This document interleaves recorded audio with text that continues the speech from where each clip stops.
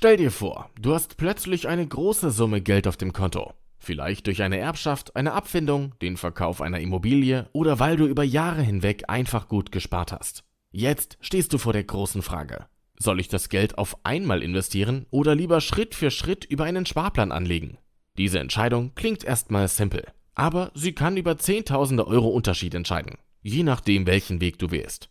In diesem Video schauen wir uns an, wann ein Einmalkauf sinnvoll ist, wann ein Sparplan besser passt und vor allem, welchen fatalen Fehler du unbedingt vermeiden solltest. Bevor wir starten, stell dir vor, du hättest 100.000 Euro bekommen.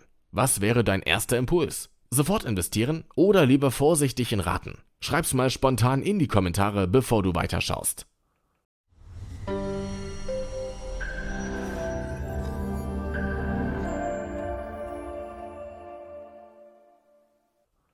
Was bedeutet Einmalkauf versus Sparplan? Lass uns erstmal die Begriffe klären, damit wir über dasselbe sprechen. Einmalkauf heißt, du nimmst den gesamten Betrag, zum Beispiel 100.000 Euro, und investierst ihn sofort auf einmal in den Markt. Das kann in ETFs, Aktien, Fonds oder andere Anlageklassen sein.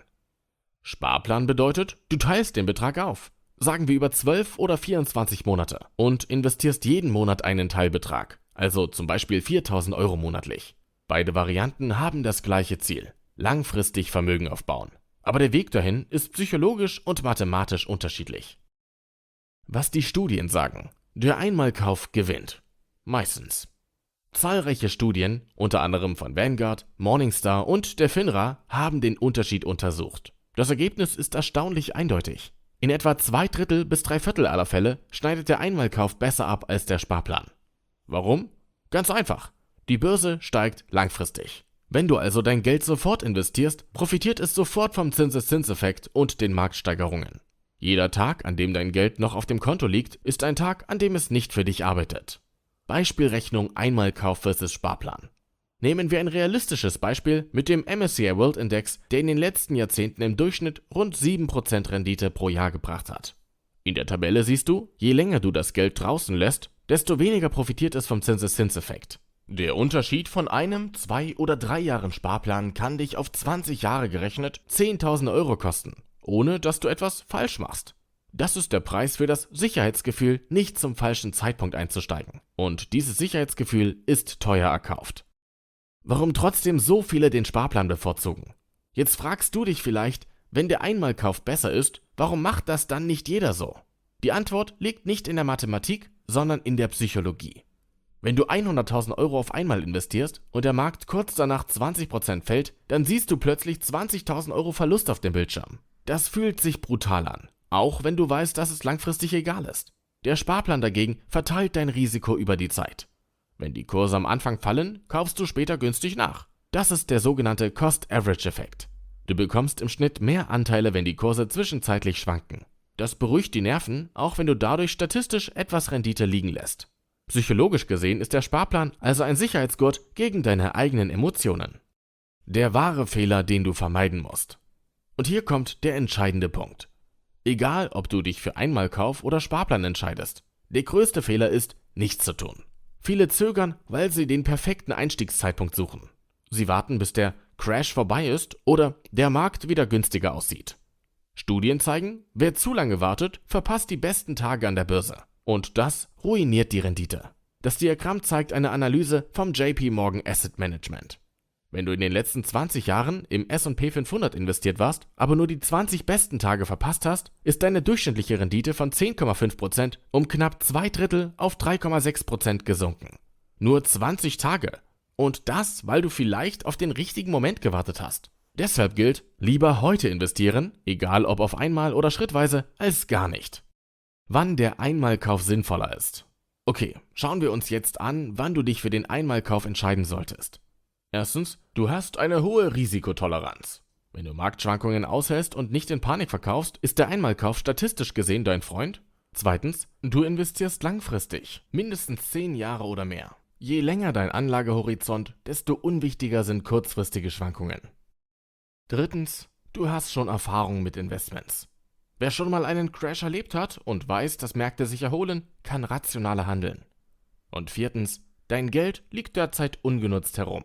Auf dem Tagesgeldkonto ist die Verzinsung niedriger als die Inflation. Du verlierst also real an Kaufkraft. Wenn du stattdessen in den Markt gehst, arbeitest du dagegen an. Wann der Sparplan die bessere Wahl ist. Aber es gibt auch Situationen, in denen ein Sparplan wirklich sinnvoller ist. Erstens, du bist neu beim Investieren. Wenn du das erste Mal mit größeren Summen arbeitest, kann ein gestaffelter Einstieg dir helfen, Vertrauen aufzubauen. Zweitens, du hast Angst vor einem Crash direkt nach dem Einstieg. Der Sparplan reduziert das Risiko, genau am falschen Zeitpunkt einzusteigen. Drittens, du willst emotionalen Druck vermeiden. Wenn du weißt, dass dich rote Zahlen verrückt machen, hilft der Sparplan, ruhiger zu bleiben. Und viertens, du erwartest kurzfristige Marktunsicherheit. Zum Beispiel nach einem großen politischen Ereignis oder bei sehr hoher Volatilität kann es Sinn machen, das Risiko zu verteilen. Ein Sparplan ist also eine Art psychologische Versicherung. Du bezahlst sie oft mit etwas Rendite, bekommst dafür aber mehr Gelassenheit. Der Mittelweg. Gestaffelter Einmalkauf.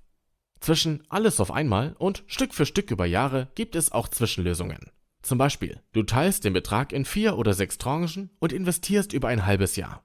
Oder du investierst die Hälfte sofort und die andere Hälfte per Sparplan über 12 Monate.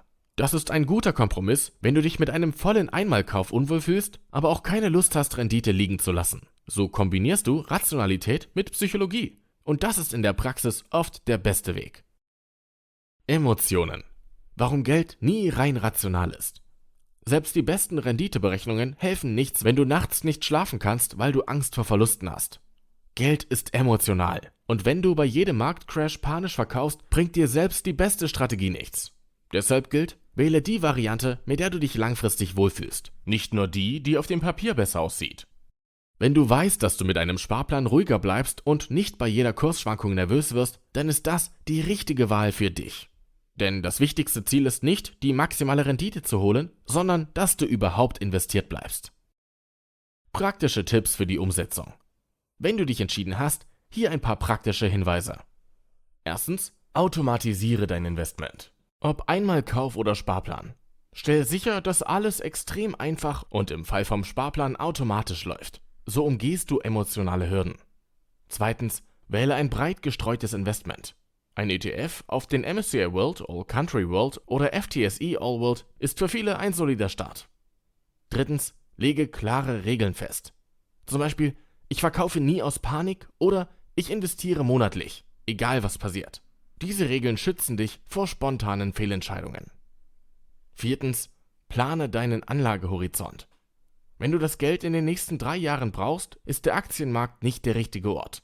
Langfristigkeit ist hier der Schlüssel. Und fünftens, behalte etwas Liquidität. Es kann sinnvoll sein, 10-20% als Reserve zu behalten, um flexibel zu bleiben. Der psychologische Trick? Investiere dich frei. Viele unterschätzen, wie befreiend es sein kann, eine Entscheidung zu treffen. Dieses ewige „Soll ich oder soll ich nicht?" hält dich gefangen. Aber sobald du investiert bist, egal ob per Einmalkauf oder Sparplan, übernimmt die Zeit die Arbeit für dich. Dann wächst dein Geld, während du dein Leben lebst. Und das ist der wahre Luxus. Fazit. Was du mitnehmen solltest. Also, was ist die Quintessenz? Einmalkauf, statistisch besser, weil dein Geld länger arbeitet. Ideal für erfahrenere, rational denkende Anleger. Sparplan, psychologisch entspannter, schützt dich vor emotionalen Fehlentscheidungen, ideal für Einsteiger oder ängstliche Investoren. Und größter Fehler? Nichts tun. Auf den richtigen Zeitpunkt warten ist fast immer teurer, als einfach zu starten. Am Ende ist die beste Strategie die du auch wirklich durchhältst. Dein nächster Schritt. Wenn du jetzt vor dieser Entscheidung stehst, dann frag dich ehrlich, was ist mir wichtiger? Maximale Rendite oder maximale Gelassenheit? Beides ist legitim. Aber wichtig ist, dass du überhaupt beginnst. Denn wer heute investiert, hat morgen die Freiheit, selbst über sein Geld zu bestimmen. Wenn dir dieses Video geholfen hat, lass ein Like da, abonniere den Kanal für mehr Finanzwissen und schreib mir in die Kommentare. Bist du Team Einmalkauf oder Team Sparplan? Ich bin gespannt.